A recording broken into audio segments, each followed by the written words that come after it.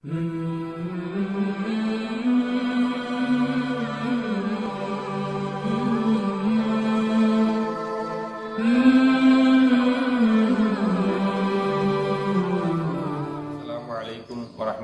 தஆலா வபரகாத்துஹு.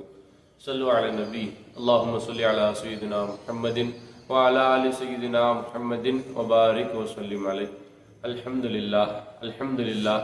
அல்லாஹ் தஆலா நம்மை முஸ்லிமாக மூமினாக படைத்தான். அப்படியாப்பட்ட அல்லாஹ்வுக்கு அனைத்து புகழும். அல்ஹம்துலில்லாஹ். மேலும் நாயகம் ஸல்லல்லாஹு அலைஹி வஸல்லம் அவர்களுடைய வாழ்க்கையை நம்முடைய வாழ்க்கையாக எடுத்து நடப்பதற்கு அல்லாஹ் தஆலா உங்களுக்கும் எனக்கும் தௌஃபீக் செய்வானாக. ஆமீன். அன்பானவர்களே, நாம் தினமும் ஒரு சுன்னத் என்ற அடிப்படையில் பார்த்து வந்து கொண்டிருக்கின்றோம். இன்றைய தினம் நாயகம் ஸல்லல்லாஹு அலைஹி வஸல்லம் அவர்கள் தும்மல் வரும் பொழுது எவ்வாறு நடந்து கொண்டார்கள் என்பதை பற்றி நாம் தெரிந்து கொள்ளலாம்.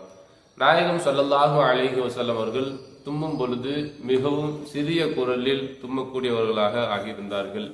அது மட்டுமின்றி ரசூலுல்லாஹி ஸல்லல்லாஹு அலைஹி வஸல்லம் அவர்கள் தும்மும் பொழுது ஒரு துணியை கொண்டோ அல்லது கையை கொண்டோ தனது வாயை மறைத்துக் கொள்வார்கள். ரசூலுல்லாஹி ஸல்லல்லாஹு அலைஹி வஸல்லம் அவர்கள் தும்மினார்கள் என்று சொன்னால் அல்ஹம்துலில்லாஹ் என்பதாக கூறுவார்கள். அதே போல் ரசூலுல்லாஹி ஸல்லல்லாஹு அலைஹி வஸல்லம் முன்பு யாராவது தும்மினார் என்று சொன்னால் அந்த தும்மியவர் அல்ஹம்துலில்லாஹ் என்று கூறினால் நாயகம் ஸல்லல்லாஹு அலைஹி வஸல்லம் இர்ஹமுக்குமுல்லாஹ் என்பதாக ரசூலுல்லாஹி ஸல்லல்லாஹு அலைஹி வஸல்லம் அவர்கள் கூறுவார்கள். அன்பானவர்களே, நாம் ரசூலுல்லாஹி ஸல்லல்லாஹு அலைஹி வஸல்லம் அவர்களுடைய வாழ்க்கையை நம்முடைய வாழ்க்கையாக ஆக்கிக் கொள்வதற்கு நாம் முயற்சி செய்ய வேண்டும்.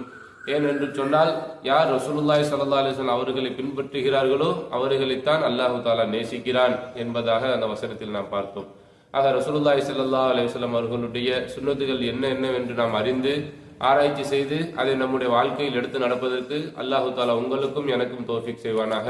வாஹிரு தாவானா அல்ஹம்துலில்லாஹி ரப்பில் ஆலமீன். அஸ்ஸலாமு அலைக்கும் வரஹ்மத்துல்லாஹி தஆலா வபரகாத்துஹு.